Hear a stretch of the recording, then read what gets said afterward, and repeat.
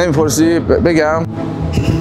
رسامو من اینو ببخشید. و نمیدونم چی بود یادم رفت. مشغول به کار شده و توی این خط حالی که گفتی میگم. من بهترین بازیگر امروز چی؟ یعنی برم بازیگری؟ واقعیتشو بگم ملی روز کاری.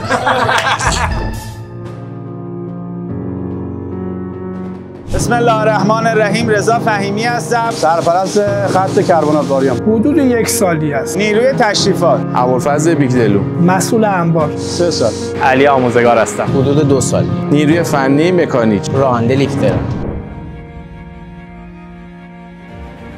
افتخار. خانواده. کربنات و باریوم. ماجراجویی.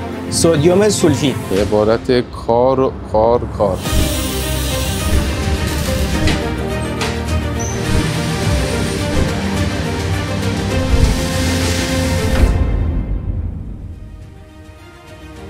از پرسنلی که توش دارن کار میکنن حمایت میکنه و به نیروهاش بها میده تا خودشون نشون بده. نفراتی که اینجا کار میکنن نفراتی هستن که واقعا با جون و دل کار میکنن. خیلی قابل اعتمادن، روحیه تیمی خیلی پررنگه. دیگه محصول نوعی داره، جدید کارش. چون ثبات شغلی داریم، امنیت شغلی داریم. احترام تو مجموعهش خیلی زیاده.